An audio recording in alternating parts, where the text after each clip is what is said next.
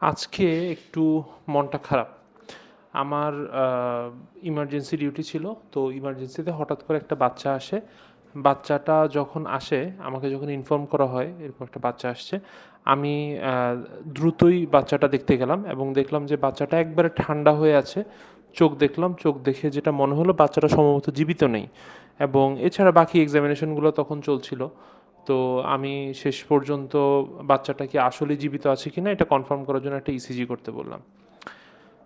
আহ বাচ্চাটা আসলে পানিতে ডুবে মারা গিয়েছিল। কিছুক্ষণ পর একটা কাজ যেটা হাতে ছিল সেটা শেষ করার পরে আমি হঠাৎ করে রিয়ালাইজ করলাম যে এটা তো আমার একটা ভাগিনার মতো লাগছে। তো আমি গিয়ে তখন দেখলাম যে হ্যাঁ, এটা আমার ফুফাতো বোনের ছেলে। আ সে মারা গিয়েছে। কিভাবে মারা গেল? সে পানিতে ডুবে মারা গিয়েছে।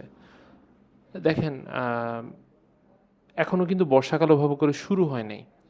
বর্ষাকাল শুরু হওয়ার আগেই আমরা বেশ কিছু পানিতে ডুবে মারা যাওয়ার কেস পাচ্ছি। গত মাসেও আ এখানে ৩ জন বাচ্চা পানিতে ডুবে গিয়েছিল এবং এই ঘটনাগুলো কিন্তু হরহামেশাই ঘটছে। এটার জন্য আসলে কি করা? বাচ্চারা তো দেখা যাচ্ছে আমাদের এলাকায়, গ্রামে বাচ্চাদের সাথে সারাদিন ঘোরা আসলে ওভাবে করে সম্ভব হয় না অনেক ক্ষেত্রেই। আ বাড়ির কাজ থাকে, বাচ্চারা উঠানে খেলে। উঠানে খেলতে একটা সময় হঠাৎ করে গিয়ে পানিতে ঝাঁপ দিচ্ছে। এই ধরনের সিচুয়েশনই সবচেয়ে বেশি আমরা এখানে দেখতে পাচ্ছি। এবং এটাতে আসলে খুব বেশি কিছু যে করার থাকে সবসময় তা না। বাচ্চার ব্যাপারে খেয়াল রাখতে আমরা বলি, কিন্তু ওইভাবে করে সবাই যে খেয়াল রাখতে পারে সেটা যদি হতোই তাহলে আর এই ধরনের কেসগুলো তো আমরা দেখতে পাইতাম না।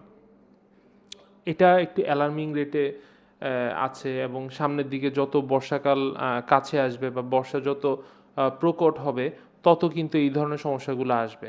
এখন পুরো আ মানে পুকুর পাড় তো আর মানে বেড়া দিয়ে দেওয়া সম্ভব না যে কোনোভাবেই কেউ এখানে যেতে পারবে না বা বাচ্চা কোনোভাবে অ্যাক্সিডেন্ট হবে না। এটা তো আসলে অত প্র্যাকটিক্যাল কোনো বিষয় না।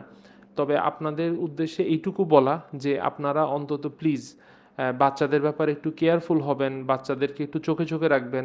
দেখেন, একটা বাচ্চা যখন এভাবে করে একটা দুর্ঘটনার শিকার হয়, তখন কিন্তু পুরো সবকিছুই শেষ বেসিক্যালি। সেই বাচ্চার পিছনে আপনার যত স্বপ্ন, যত এফোর্ট, এভরিথিং ইজ গন। এবং এই পরিস্থিতিতে একটা মাকে আসলে কিভাবে করে বুঝ দেওয়া যায় বা একটা বাবাকে কিভাবে করে বুঝ দেওয়া যায়, সেটার ভাষা আসলে কারোরই জানা নাই। তো এই ব্যাপারে একটু সতর্ক হওয়া। আমি একটু চেষ্টা করব যে পরবর্তীতে মানে যখন আপনি দেখবেন যে একটা বাচ্চা সে পানিতে ডুবে গিয়েছে, তখন কি করা যায় সেই বিষয়গুলো নিয়ে একটু আলাপ করার চেষ্টা করব ইনশাআল্লাহ। তবে আপাতত যেটুকু বলা, একটু সাবধান হতে হবে। সবাইকেই সাবধান হতে হবে। বর্ষাকাল কিন্তু চলে আসছে। সালামু আলাইকুম।